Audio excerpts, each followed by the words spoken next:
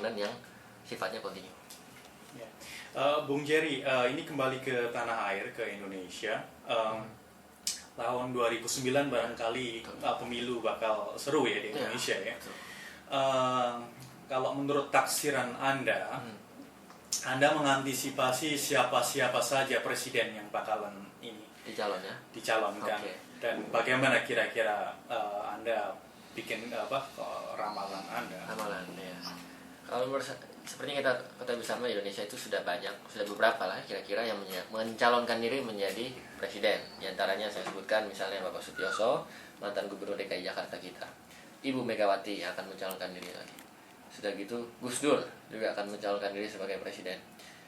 Dan mungkin juga nama-nama dari Partai Golkar seperti Akbar Tanjung, Bapak Yusuf Kala, dan mungkin juga SBY juga tetap akan mencalonkan diri menjadi presiden.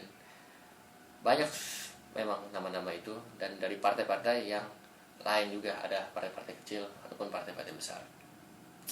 Kalau ditanya siapa yang akan menjadi presiden, itu memang cukup sulit untuk meramalkan yang akan berhasil, karena seperti yang kita ketahui bersama, dari komposisi partai saja sekarang yang ikut pemilu itu 38 partai. Kalau tahun 2004 ada 24 partai, sekarang 38.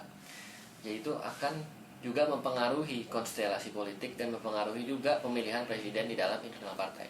Karena dengan banyaknya partai itu, mau tidak mau juga akan memungkinkan sistem koalisi yang lebih banyak.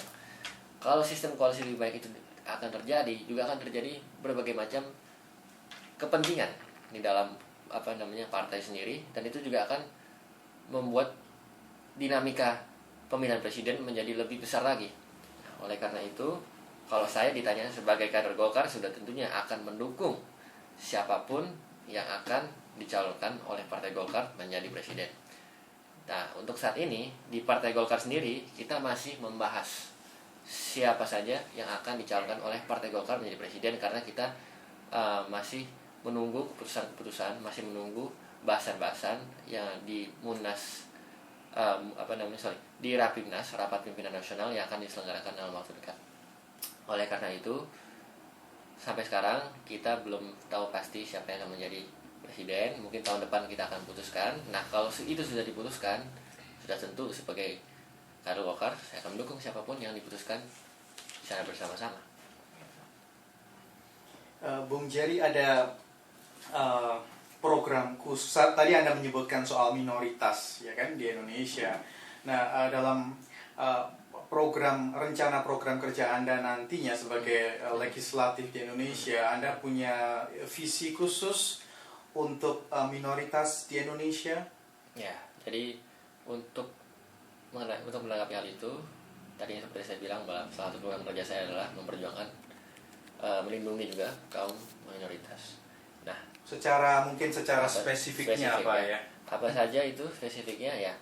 Kalau misalnya saya duduk di parlemen, saya duduk di Senayan nanti, segala macam masalah-masalah, segala macam undang-undang yang sifatnya itu menimbulkan keresahan bagi minoritas itu akan saya perjuangkan untuk tidak disahkan. Jadi misalnya ada undang-undang tentang yang menjurus-jurus untuk memenangkan kelompok mayoritas, atau yang menjurus-jurus memihak kepada sekte tertentu yang sektarian sifatnya. Nah, itu akan saya perjuangkan agar undang-undang semacam itu atau peraturan-peraturan semacam itu tidak disahkan menjadi undang-undang. Rencana undang-undang itu saya akan perjuangkan untuk tidak disahkan menjadi undang-undang. Karena kalau menurut saya, apabila peraturan-peraturan yang sifatnya itu mengancam, yang sifatnya itu memecah belah, yang sifatnya itu mungkin menganiaya kaum minoritas, itu tidak benar. Karena sesuai dengan visi misi saya, itu kita harus memperjuangkan bangsa Indonesia yang sifatnya plural, yang pluralistis. Karena pluralistik itu harus dijadikan sebagai suatu kemajemukan dan suatu hal yang bisa mempersatukan, bukan memecah belah.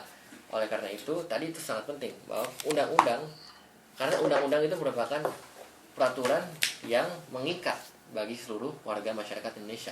Apabila undang-undang yang sifatnya mengancam minoritas itu diberlakukan, maka itu akan bisa menimbulkan perpecahan dan menimbulkan disintegrasi bangsa. Oleh karena itu, saya akan berjuang supaya undang-undang seperti itu tidak disahkan.